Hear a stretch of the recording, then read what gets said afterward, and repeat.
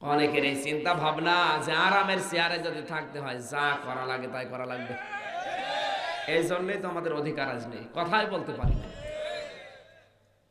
মুসলমান দেশে এটা ৯৬% মুসলমান। কোরআনের কথা বলবো তারপরে অনুমতি নেওয়া লাগবে। আমি ভারতে আজ ২৩ দিন ১৯ দিন ছিলাম, অনুমতি তো দূরের কথা, হিন্দু মুসলমান সবাই এক জায়গায় এসে কোরআন শুনছে।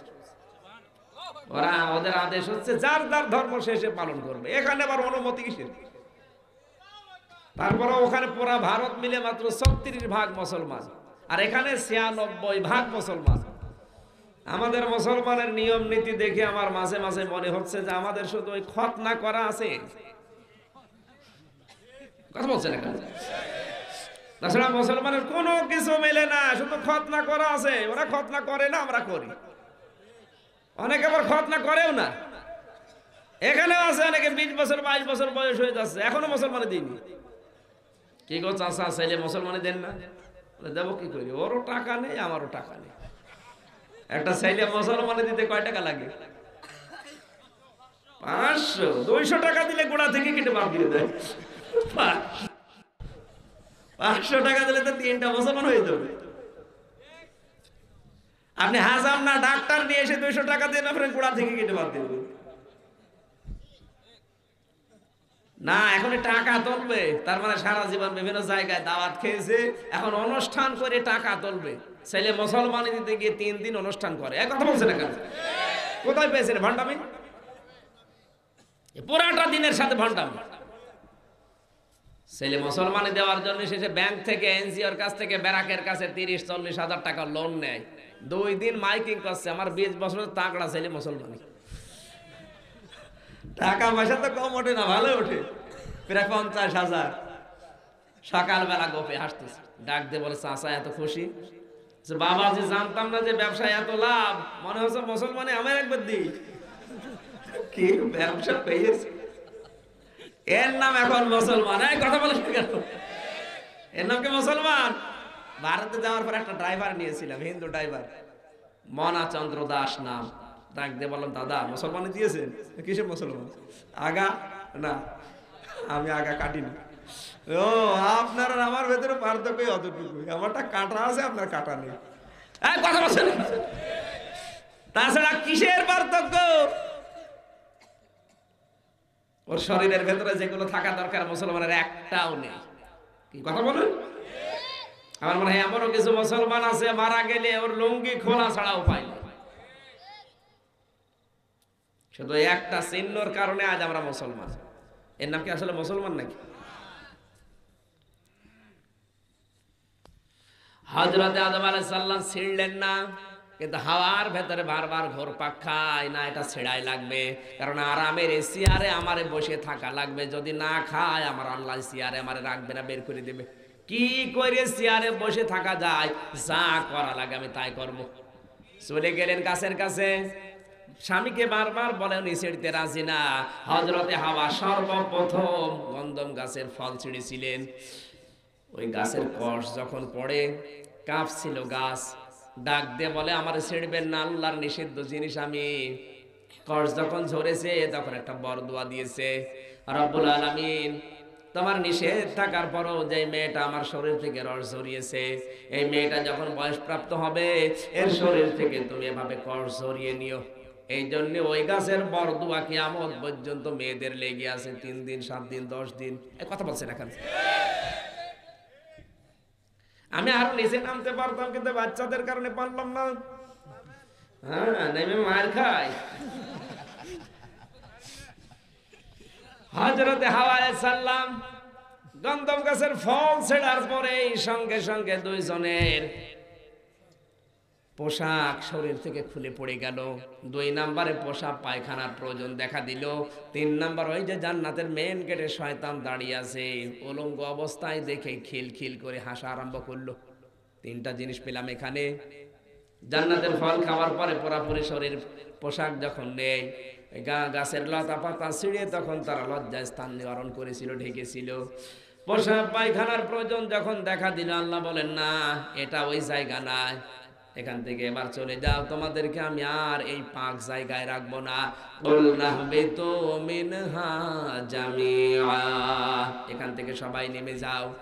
এই যে নাহবিতু মিনহা জামিআ দিলেন আল্লাহ, নেমেছিলেন তো মাত্র 2 জন, আর শয়তান খুব বেশি হলো 3 জন, কিন্তু জামিআ কেন?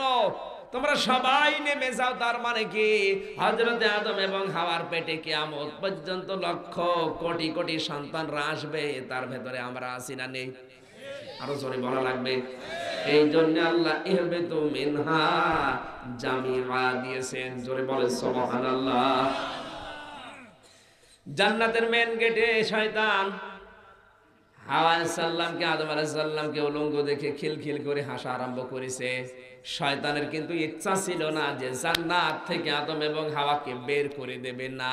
আমি যতগুলো তাফসীর পড়েছি কোনো জায়গায় পাইনি জান্নাত থেকে আদম এবং হাওয়াকে শয়তান বের করে দেবে না। শয়তানের এই আকাঙ্ক্ষা ছিল, এই ইচ্ছা ছিল যে ওদেরকে কিভাবে উলঙ্গ করে লজ্জার স্থান দেখবো। এই জন্য শয়তান সবসময় যৌনবাদী ও যৌনতা ছড়াতে ভালোবাসে। আজ অনেকে আছে যৌনতা ছড়াতে ভালোবাসে, আমি নাম নাই নিলাম, কত কায়দায় তারা যৌনতা ছড়াচ্ছে। বিভিন্ন কায়দায় নিজেরা হয়তো সরাসরি যদি ইলভাব নাও হয়, পেছনের দরজা দিয়ে শক্তি যোগায়। এমন মেলা লাগিয়েছে, শিশু মেলা, শিশু নেই, শুধু শিশুর খালারা।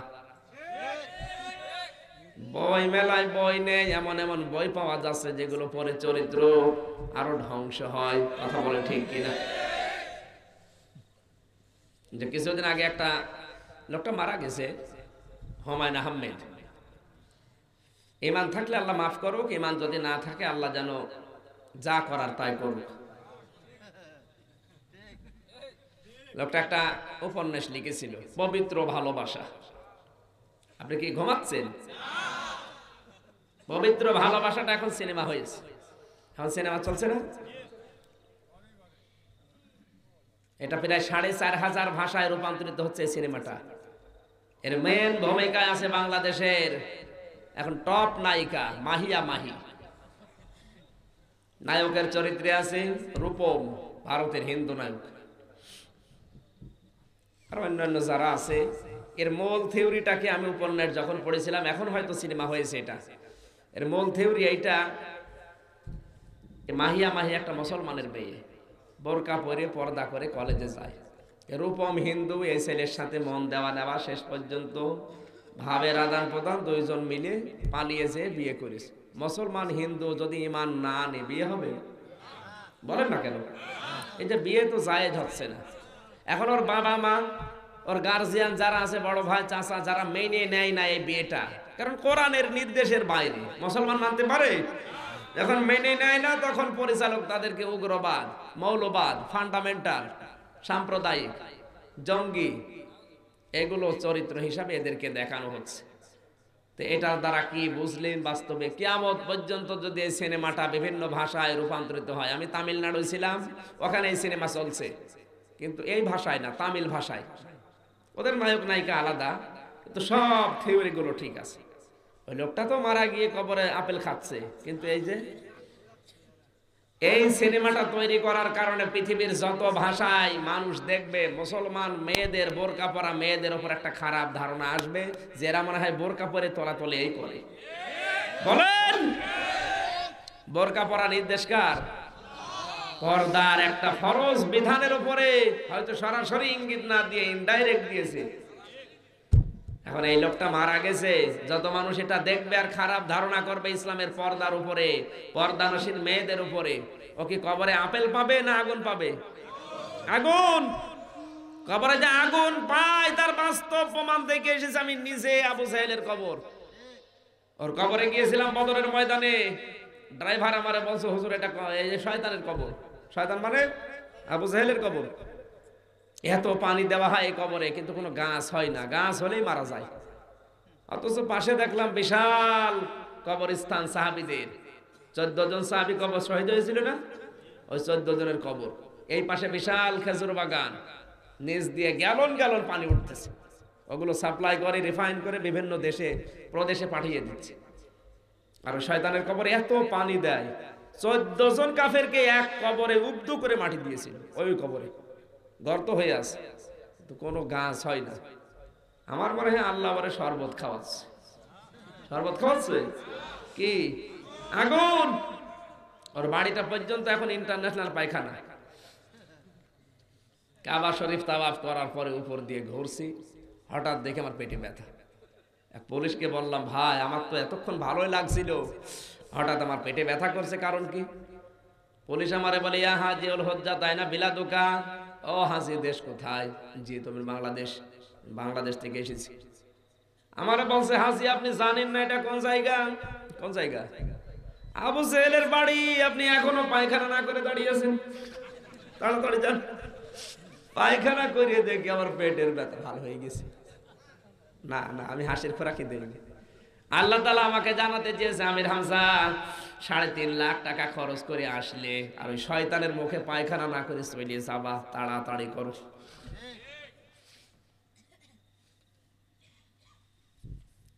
পৃথিবীতে যারা কোরআনের বিপক্ষে আজ ডাইরেক্ট হোক ইনডাইরেক্ট হোক, 96% মুসলমানের দেশে টক শোয় বসে বসে যারা নবীর বিরুদ্ধে কথা বলে, ওর বাবারও ক্ষমতা নেই কথা বলা, পেছন দরজা দিয়ে অনেকে হাওয়া দিচ্ছে। তোর বাবার ক্ষমতা আছে নবীর বিরুদ্ধে কথা বলে টিকে থাকা? বাবার বিরুদ্ধে কথা বললে জেল হয়ে যায়, আর নবীর বিরুদ্ধে তো কলিজা কাবার কথা, কিন্তু পেছন দরজা দিয়ে অনেকে হাওয়া দিচ্ছে। অসুবিধা নেই, আমরা আছি, আল্লাহ আপনাকে ছাড়বে না। তাব্বাত ইয়াদা আবি লাহাবি ওয়া তাব, এখানে তাব্বাত ইয়াদুন না, তাব্বাত ইয়াদা দিবসন। আল্লাহ বলেন ধ্বংস হয়ে যা আবু জাহাব নিজে এবং তোর 2 হাত। এবং সে ধ্বংস হয়েছিল আতাব্বা, এবং সে ধ্বংস হয়েছিল। আল্লাহ ইয়াদুন না দিয়ে এদা দিলেন কেন? এদা নিয়েছিল দিবসনের কারণে উল্টা পড়ে গেছে। এদা নে না, এদা দিল কেন দিবসন? কারণ আবু লাহাব পাথর নিক্ষেপ করেছিল নবীর আদর্শের কথা শোনার পরে। কয় হাত দিয়ে? আরো জোরে বলেন। আবু লাহাব পাথর নিক্ষেপ করেছিল মিলাদ যখন পড়েছে, আল্লাহর নবীর মিলাদ বা জন্মের কথা শোনার পরে 2 আঙ্গুল দিয়ে ইশারা দিয়ে বান দিয়ে আজাদ করেছিল। কিন্তু যখন পাথর নিক্ষেপ করেছিল তখন কিন্তু 2 হাত না, তখন কয় হাত? 1 হাত দিয়ে। কিন্তু আল্লাহ ইয়াদা শব্দ দিয়ে ওর 2 হাত ধ্বংস করে দিলেন কেন? এই হাতে একটু নড়াচড়া করেছিল। আপনি একটা পাথর নিয়ে এভাবে নিক্ষেপ করেন, এই হাতের কাজ না, এই হাত নড়বে না। আল্লাহ বলেন যেহেতু এই হাত দিয়ে নিক্ষেপ করেছিল আর এই হাত নড়েছিল, এজন্য এটাও রাখলাম না। ইয়াদা আবি লাহাবি ওয়া তাব, ও তো ধ্বংস হয়েছে ওর 2 হাত, এবং ওকে আমি ধ্বংস করেছি, এবং ও হয়েছে ওয়াতাব্বা, বাস্তবে আমি দেখিয়েছি সেটা। আজ হয়তো ডাইরেক্ট আবু জাহালের ডান হাতের মতো শক্তি দিয়ে অনেকে ইসলামের বিরুদ্ধে ডাইরেক্ট চেষ্টা করে যাচ্ছে, আর বাম হাতের মতো অনেকে নড়াচড়া দিচ্ছে পেছনের দরজা দিয়ে। কারণ 96% মুসলমান তো দেশে ডাইরেক্ট করলে ওর খবর আছে, এজন্য বাম হাতের মতো নড়াচড়া করছে পেছনের দরজা দিয়ে। আল্লাহ যদি ধরে তোমারে, এই হাতও ছাড়বে না। কথা বলে ঠিক কিনা? এমনি কিছু বলে না, ইন্না বাতশা রাব্বিকা লাশাদীদ। আমি কাউকে কিছু বলি না, কিন্তু যদি ধরি ওরে আর ছাড়ি না। আজ মুসলমানদের উপরে, বিশেষ করে বিশ্বে 170 কোটি মুসলমান থাকার পরেও যে অত্যাচার হচ্ছে, আমাদের চাইতে বিশ্বে অনেক লোক সংখ্যা কম এরকম জাতি আছে না? নেই? বিশ্বের সবচাইতে বেশি মানুষ হচ্ছে খ্রিস্টান ধর্মের। কোন ধর্মের? এরপরেই হচ্ছে আমাদের স্থান। তামাম দুনিয়ায় সবচাইতে বেশি মানুষ বাস করে কোন ধর্মের? তারপরে অন্যান্য ধর্মের আছে। ইহুদি খ্রিস্টানরা তো, ইহুদি বৌদ্ধ মাজুসি ওরা তো অনেক পরে, কিন্তু ওরা পৃথিবীর কোন জায়গায় মায়ের খায় না। মায়ের মতো জায়গায় মুসলমান শুধু মায়ের খেলে তো হয়তো জবাই করে রান্না করে খেয়ে ফেলছে। কি আশ্চর্য গো! অথচ 170 কোটি মুসলমান প্রসাব করে দিলে মায়ানমার ভেসে যাওয়ার কথা। কথা বলুন, এটা হওয়ার কারণ কি? এই যে না, একতা শুধু না, এই যে ডান হাত দিয়ে অনেকে চেষ্টা চালাচ্ছে, যারা বাম হাতের সহযোগিতা অনেকে করছে। এই যে সৌদি আরব, যেখান থেকে ইসলাম আমরা পেয়েছি, অথচ এই দেশের দায়িত্বে যে লোকটা এখন আছে সালমান, বিশ্বের সর্বশ্রেষ্ঠ মুনাফিক এই লোকটা এখন। এর কারণে আজ মুসলমানদের অবস্থা। এর কিছু করা লাগতো না, একটু যদি হুঙ্কার ছাড়তো এর দোকানের মতো পৃথিবী পাল্টিয়ে যেত। তো বিশ্বের কয়েকটা দেশ ঘুরে আসলাম, আমি যা দেখেছি, ভারতের মুসলমানরাও, কারণ 36% মুসলমান, ওরা যতটুকু ইমান নিয়ে ফুসকে ওঠে, বিশ্বের অন্যান্য ধর্মে অন্যান্য দেশে যারা আছে ওরা যদি একটু কিচ্ছু হইতো না মুসলমানদের। 53টা রাষ্ট্র মুসলমান এখন পৃথিবীতে। কয়টা? 53টা। আর সব সম্পদ আল্লাহ 53টা রাষ্ট্রের ভেতরে রেখে দিয়েছে। বিধর্মীদের রাষ্ট্রে কোন সম্পদ আল্লাহ দেয় না। আমাদের দেশটা আল্লাহ এমনি সাজিয়ে দিয়েছে। আর এরকম সাজানোর শহর তৈরি করতে হয় আমেরিকার মতো জায়গায়, ব্রিটেনের মতো জায়গায়, ইংল্যান্ডের মতো জায়গায়। ওরা তো এরকম সাজানো শহর পায়নি, এরকম সাজানো শহর ওরা বানিয়েছে। আর আল্লাহ এমনি আমাদের বানিয়ে দিয়েছে। সুবহানাল্লাহ বলতে পারেন না? নবীজি যে রাস্তা দিয়ে হেঁটে যেত, ওই পায়ের নিচে সোনা দেখা যেত। আমরা আজ বাংলাদেশে, ভারতে, পাকিস্তানে মাটি খুঁড়লে হয় পানি পায় নাই কাদা পায় নাকি? আর নবীজি যেখানে পা দিয়েছিলেন ওই সমস্ত জায়গাগুলো এখন ওরা খুঁড়লে পানি না কাদা না, হয় তেল পাবে না সোনা পাবে। সুবহানাল্লাহ বলতে পারেন না? এত বরকত যে নবীর কারণে, সেই নবীর আদর্শগুলো আজ ভলণ্ঠিত হচ্ছে। মেয়েদেরকে আজ চালক বানিয়ে দিয়েছে, সিনেমা হল ওপেন করে দিয়েছে, সুদের মতো জিনিস এখন জারি করছে ওই দেশে। জোরে বলেন নাউজুবিল্লাহ মিন যালিক। আল্লাহ ধরে না, কিন্তু ধরলে আর ছাড়বে না। তুমি যত বড় সালমান হও। এক লোক তার বউ নিয়ে গেছে চিড়িয়াখানায়, স্বামী শখ করে একটা কলা দিয়েছে, ও খাবে না, খেয়ে দিয়েছে বানরকে। বানর কলাটা নিয়ে চিন্তা করছে না মুখে দেওয়া যাবে না, আগে পেছনে দিয়েছে। মেয়ে লোক তো গেছে রেগে, চিল্লা পাল্লা করছে, বেয়াদব বানর। এরে যারা দায়িত্বে আছে তারাও বেয়াদব। যে খাবার দেয় বানরকে, সে এসে বলছে আপা চিল্লাবেন না, আপনি তো জানেন না হাকিকত কি। কিছুদিন আগে আপনাদের মতো এক দম্পতি এসে একটা আম দিয়েছিল, আমার বানর আম একবারে মুখে দিয়ে পেটে যাওয়ার পরে আর বের হয় না, মারাই যাবে। শেষ পর্যন্ত বানরের পেছন চিরে আম বের করে 2টা সেলাই দেওয়া আছে, এখনো পর্যন্ত ঘাস শুকায়নি। ওই দিনের পর থেকে যে যা আসে বানরকে কিছু দেয়, ও আগে মুখে দেয় না, পেছনে দিয়ে দেখে যে বের হবে কিনা। আপনি যা করছেন 17 কোটি মানুষের সাথে, পরিবর্তন যদি আসে চিন্তা করে নাটি বের হবে তো।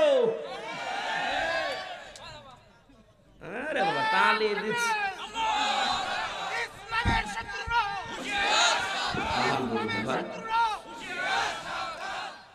আপনি রাগ করবেন?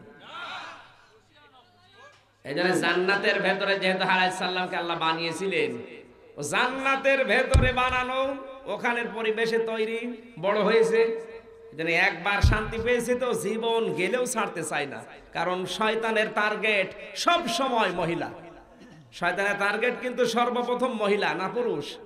মহিলা। হাওয়া আলাইহিস সালামকে আগে টার্গেট করেছিল। কাকে? আদমকে কিন্তু টার্গেট করে নাই, আগে করেছে কাকে? এজন্য পুরা কোরআন শরীফের ভেতরে যেখানে শয়তানের নাম পেয়েছি, সেখানে পেয়েছি ইন্না কায়দা শাইতানি কানা দাঈফা। শয়তানের চক্রান্তগুলো একেবারেই দুর্বল, দাঈফা, একেবারেই দুর্বল। কিন্তু যেখানে মেয়েদের নাম পেয়েছি কোরআনে, সেখানে আর দুর্বল শব্দ নেই। ইন্না কায়দা কুন্না আযীম, সূরা ইউসুফের 28 নম্বর আয়াত। আল্লাহ বলেন মেয়েদের চক্রান্ত বড় ভয়ঙ্কর, আযীম শব্দ দিয়েছেন আল্লাহ। কারণ মেয়েরা যদি কোনো পরিবারে, সমাজে, রাষ্ট্রে ষড়যন্ত্র শুরু করে, চক্রান্ত শুরু করে, ওটার পরিবার থাকে না, ওটা জাহান্নাম হয়ে যায়। আজ পৃথিবীতে কোনো মহিলাকে যদি শয়তান একবার আসর করে, ওটার মহিলা থাকে না, ওটা শয়তানের চাইতেও মারাত্মক হয়ে যায়। যদি এই দেশে এখনো শুরু হয়নি, ভারতে চলছে। সম্মানিত ভাইরা, আজ পরিবারগুলোর দিকে তাকালে মনে হচ্ছে অধিকাংশ পরিবারের মেয়েদের শয়তান দখল করে ফেলেছে। কারণ মেয়েরা এখন রাজমিস্ত্রি আর আমরা যোগাইলে। ওরা ভ্যানিটি ব্যাগ নিয়ে সামনে যায়, আর এই যে পুরুষ মানুষ একটা বাচ্চা কোলে করে নিয়ে বোকার মতো চলছে, মনে হচ্ছে ওটা রাজমিস্ত্রি আর যোগালি যাচ্ছে। এলাকা এখন মনে হয় এরকম হয়নি। ভারতের এই সিরিয়াল গুলো দেখে দেখে ওরা এই চরিত্র বানাচ্ছে, স্বামীর সাথে আচরণী। কথা বলেন, সমাজে যে সমস্ত মেয়েরা চক্রান্ত করে আছে, যে মহিলা মেম্বার হয় না? মহিলা মেম্বারের কাজ কি? কোনো কাজ না। আমার দাদাও চেয়ারম্যান, আওয়ামী লীগের চেয়ারম্যান, 21 বছর। ওরা বললাম, দাদা এই যে মহিলা মেম্বার হয় এর কি কাজ? বলছে, নাতি ওর কোনো কাজ নেই। ওই যে কয়টা টাকা পায় মাসে মাসে সোনো পাউডার কিনে সিফটি পিন মেরে ব্লাউজ গায়ে দিয়ে যখন আসে তখন ইউনিয়ন গরম হয়, চলে যায় ইউনিয়ন ঠান্ডা হয়। কোনো কাজ নেই। এই মহিলারা যদি 4-5 জন এক জায়গায় বসে বিচার করে, আর একজন মহিলা বলবে, ও বউ তুই থোক, তোর বিচার করার দরকার নেই। ওদের বিচার ওরাই মানে না। ওর মেম্বার তাও 3 ওয়ার্ড মিলি, এক এক ওয়ার্ডে পুরুষ মেম্বার একটা, আর 3 ওয়ার্ড মিলি একজন মহিলা। জোরে বলুন সুবহানাল্লাহ। সুবহানাল্লাহ। এরপরে উপরে আপনি যত উঠবেন তাকান, যত উপরে উঠবেন তাকান। আমেরিকা পাগল, কিন্তু অত পাগল না। হিলারিকে ওরা আজ পর্যন্ত পাশ করতে দেয়নি। পুরুষ শাসিত ওদের দেশ, ওরা পাগল। আমরা মনে করি পাগল, কিন্তু অত পাগল এখনো না। কথা বলেন না কেন? আমরা, আল্লাহ আমাদের কোন শাস্তি দিচ্ছে আল্লাহ ভালো জানে। পাপের শাস্তি আল্লাহ তুমি এভাবে না দিও, অন্যভাবে দাও। কথা বলেন না কেন? শুধু মিলাদ নিয়ে, জন্ম নিয়ে আনন্দ করা যাবে না। হ্যাঁ, মিলাদ নিয়ে আপনি আনন্দ করেন, জিলাপি খাবেন, খিচুড়ি খাবেন, কোনো নিষেধ নেই, আমি করছিও না, করেন। কিন্তু ওটা ইবাদত মনে করে যদি শুরু করেন, তাহলে আপনি সাহাবীদের চাইতে বেশি বোঝেন। আল্লাহর নবীর সাহাবীরা নবীজির ইন্তেকালের পরে একজন সাহাবীর নাম বলছি, হযরত তোফায়েল রাদিয়াল্লাহু তাআলা আনহু। 93 বছর বেঁচে ছিল নবীজির ইন্তেকালের পরে। কত বছর? 93 বছর। তিনি 120 বছর দুনিয়া জীবিত ছিলেন। এদিকে 7 বছর, ওদিকে 20 বছর, কত হয়? 27 বছরে তিনি ইসলাম গ্রহণ করে, যে 193 বছর দুনিয়ায় বেঁচে ছিলেন। নবীজি ইন্তেকালের পরেও সে বেঁচে ছিল 93 বছর। কিন্তু 93 বছরে কোনোদিন আমাদের মতো ইয়া নবী সালাম আলাইকে পড়ে, মিলাদ পড়ে, জিলাপি খিচুড়ি খায়নি, এই ঈদে মিলাদুন নবী পালন করেনি। একজন সাহাবী নবীকে যে ভালোবাসা দিতে পারবে, আমরা তামাম দুনিয়া মিলে দিতে পারবো? আপনি কিসের ভালোবাসা দেখাচ্ছেন ঈদে মিলাদুন নবী পালন করে? খালি মিলাদ পড়া না, আপনাকে তো মানা লাগবে সিরাত। কারণ যারা সিরাত মেনে নিয়েছে, নবীর আদর্শ মেনেছে, তারাই জান্নাতি। যেমন আমির হামজা আব্বাস। এই কথা বলেন না কেন? আরো দলিল দেওয়া লাগবে। এজন্য আপনি মিলাদ পড়েন, নিষেধ নেই, কিন্তু পাশাপাশি আপনাকে সিরাত মানা লাগবে, নবীর আদর্শ মানা লাগবে। আর একটা আদর্শের কথা বললাম, নবীজি ছোটবেলায় মায়ের কোলে ভাইয়ের হক নষ্ট করলেন না। এরকম 27টা পেয়েছি আমি। সময় যেহেতু কম, আমি নির্ধারিত আয়াতের দিকে যাচ্ছি। কষ্ট হচ্ছে আপনাদের? আজকের আলোচনার বিষয় হচ্ছে বিজয়। কি? আরো জোরে বলেন। সুতরাং যা হচ্ছে পৃথিবীতে ভালো হচ্ছে। হ্যাঁ, ভালো হচ্ছে, আপনি তো এবার পাবেন। আপনি বললে হবে? জবান ছেড়ে আগে কোরআনের আয়াত পড়েন, আমি বাস্তবে মিলাচ্ছি। আউযু বিল্লাহি মিনাশ বিসমিল্লাহির রাহমানির রহিম। আন্দাজে না, সব তথ্য আমি তাফসীর থেকে, হাদিস থেকে, ইতিহাস থেকে এবং বাস্তবতার সাথে মিলিয়ে লিখে এনেছি। শুধু নোট করেছি, আপনাদের পয়েন্টগুলো বলছি। 12টা পর্যন্ত সময় দিয়েছেন, নাকি 12টা পার করব? 12টা পার করা ঠিক না ভাই।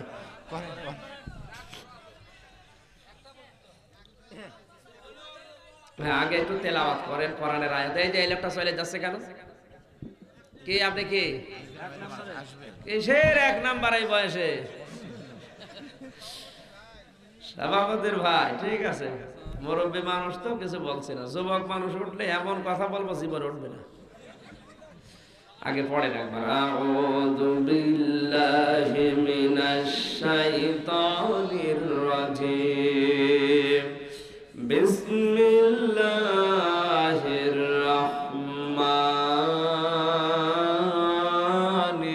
রহিম। ইযা জাআ নাসরু নাসরুল্লাহি ওয়াল ফাত ورأيت الناس يدخلون في دين الله أفواجا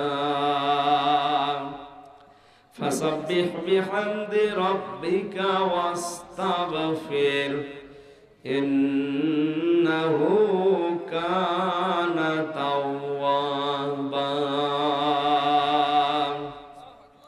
সূরা নাসর কোন সূরা?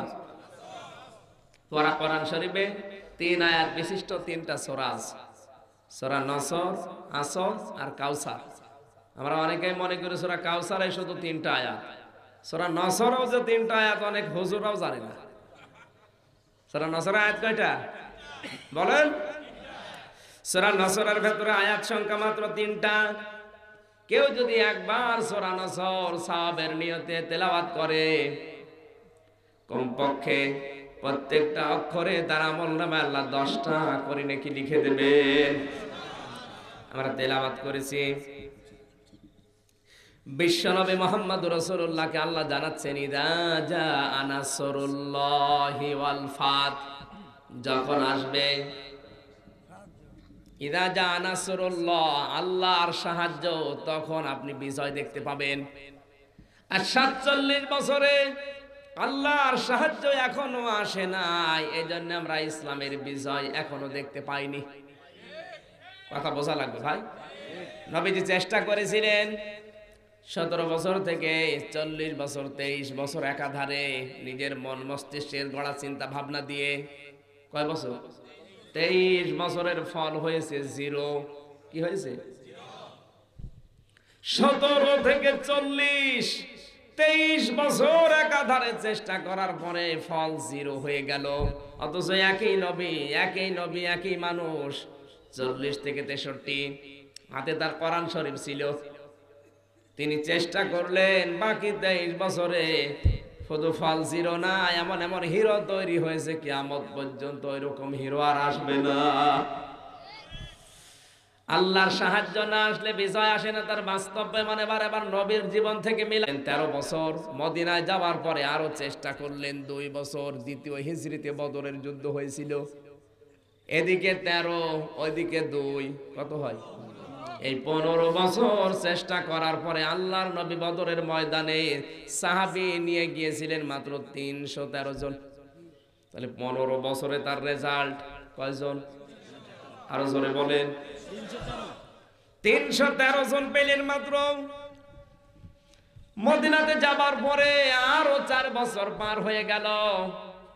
বিশ্বনবী মুহাম্মদুর রাসূলুল্লাহ স্বপ্ন দেখলেন, লাকাদ কানা লাকুম, লাকাদ সাদাকাল্লাহু রাসূলাহুর রুয়া বিল হাক্কি লাতাদখুলুন্নাল মাসজিদাল হারামা ইনশাআল্লাহু আমিনিন। আল্লাহর নবী এই যে 15 থেকে 4, কত? হুদায়বিয়ার জন্য নবীজি, বিশ্বনবী হজ করার জন্য আসছিলেন। হুদায়বিয়া নামক জায়গায় এসে আটকে গিয়েছিলেন। নবীজি স্বপ্ন দেখলেন কত হিজরিতে? 6ষ্ঠ হিজরিতে। ওদিকে দ্বিতীয় হিজরিতে বদরের যুদ্ধ হয়েছে, বাকি 4 বছর চলে গেল।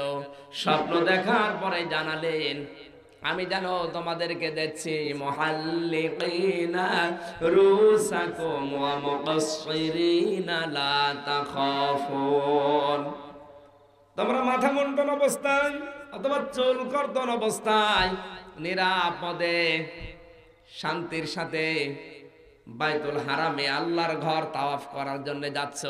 এই স্বপ্নটা নবীজি জানালেন। নবীজির স্বপ্ন শুধু নবীদের স্বপ্ন, শুধু স্বপ্ন না, ওটা কি? আরো জোরে বলা লাগবে। আমরাও তো কত ধরনের স্বপ্ন দেখি, কত মানুষ স্বপ্ন দেখে। নাপাক অবস্থায় ঘুমিয়ে আছে, ঘুম থেকে উঠে বলছে আমি একটা মাজার পেয়েছি স্বপ্নে। স্বপ্নে পাওয়া মাজার দেশে নেই। আর আসতে বলেন, এদেশে স্বপ্নে পাওয়ারই মাজারই বেশি। অনেক মাজারে লাশ নেই, শুধু স্বপ্ন। কত মানুষ স্বপ্ন দেখছে চেয়ারে যখন বসলাম একবারে আমি 41-এর আগে নামবো না। কি স্বপ্ন গো!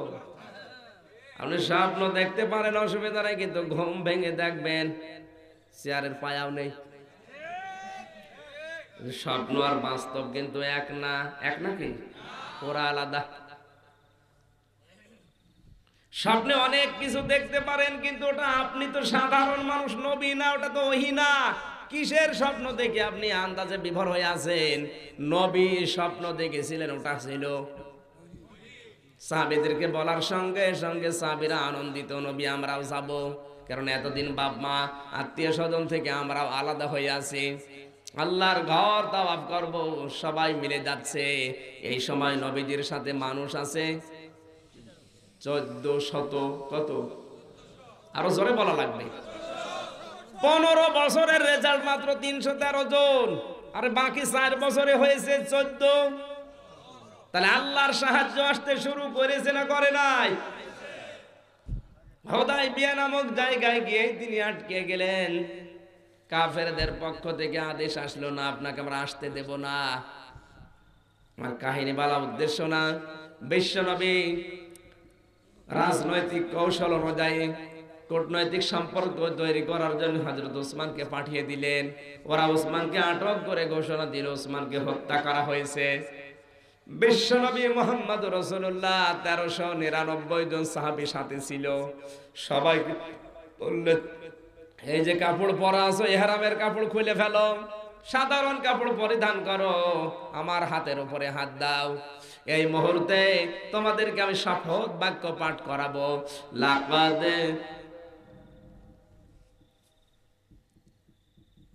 রাদিয়াল্লাহু আনিল মুমিনিনা ইযে ইউবাইউনাকা তাহতা শাজারাতি ফাআলিমা মা ফি কুলুবিহিম ফানজালাস সাকিনাতা আলাইহিম ওয়া আসাবাহুম ফাতহান করিবা। নবীজি শপথ বাক্য পাঠ করাচ্ছিলেন যে গাছের নিচে, তাহাতার সাজার, ওই বাবলা গাছ এখনো আছে, হয়তো গাছটা নেই, তার চারা আছে, ওখানে একটা কূপ আছে, বিশাল একটা মসজিদ বানিয়ে দিয়েছে। নিজের চোখে ওই জায়গাগুলো দেখে আসলাম। নবীজির হাতের উপরে 1399 জন হাত দিলেন। আল্লাহর নবী নিজের বাম হাতটা এবার সাহাবীদের হাতের উপরে দিয়ে দিলেন। সাহাবীরা বলে, হুজুর বাম হাত কিসের? বিশ্বনবী বলেন, সাহাবীরা, এই মাত্র কোরআনের আয়াত নাযিল হয়ে গেছে, আজকে আমার সাথে যারা শপথ বাক্য পাঠ করছে আল্লাহ তাদের উপরে রাজি। শুধু রাজি না, তাদের উপরে রহমত নাযিল করছেন আল্লাহ। হযরত ওসমান যেহেতু আমাদের ভেতরে নেই, আমি তার পক্ষ হয়ে বাম হাতটা দিয়ে দিলাম, আমার আল্লাহ যেন ওসমানের উপর রাজি হয়ে যায়। আল্লাহ কখন রাজি হলেন? একটা বিনা অপরাধে মানুষকে ওরা আটক করে ঘোষণা দিয়েছে হত্যা করা হয়েছে।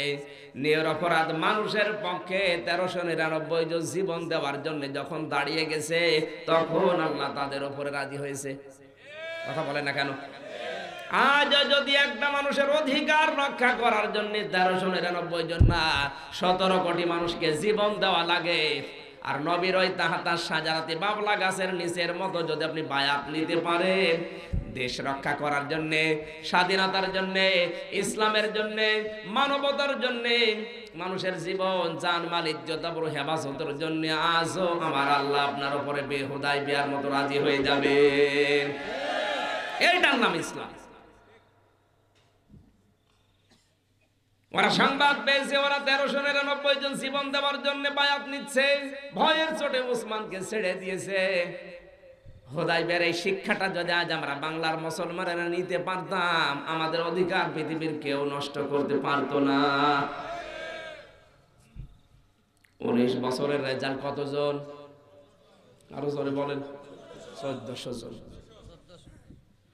19 থেকে এবার 6ম হিজরি, এরপরে 8ম হিজরিতে বিশ্বনবী মুহাম্মদ রাসূলুল্লাহ সাল্লাল্লাহু আলাইহি সাল্লাম এসেছিলেন মক্কা বিজয় করার জন্য। সাথে ছিল 10,000। কত? সবাই বলা লাগবে। এরপরে গেল নবম হিজরি, আবু বকর সিদ্দিক রাদিয়াল্লাহু তাআলা আনহুকে আমিরুল হজ বানিয়ে নবীজি হজ করতে পাঠালেন। দশম হিজরিতে বিশ্বনবী বিদায় হজের ভাষণ দিলেন। তার সামনে ওই সময় ছিল 1,14,000 সাহাবী। কয় বছরের ব্যবধান? 6 থেকে 7, 8, 9, 10, 4 বছর। 4 বছরে যেখানে 1400 ছিল, সেখানে 4 বছরের ব্যবধানে মানুষ হয়ে দাঁড়িয়েছে বিদায় হজের ভাষণে নবীর সামনে 1 লক্ষ। আরো জোরে। নবী ওই সময় কি বললেন? শেষ কথা, তারাক্তু ফীকুম আমরাইন, দুইটা জিনিস রেখে গেলাম। লান তাদিল্লু, পথ হারাবে না, না খেয়ে থাকবে না, মার খাবে না, লাঞ্ছিত হবে না। কি করলে? মা তামাসসাকতুম বিহিমা কিতাবুল্লাহি ওয়া সুন্নাতু রাসূলি, যদি আল্লাহর কোরআন কিতাব আঁকড়িয়ে ধরো আর আমার সুন্নাহকে যদি অনুসরণ করে চলো, কোনোদিন তোমরা মার খাবে না।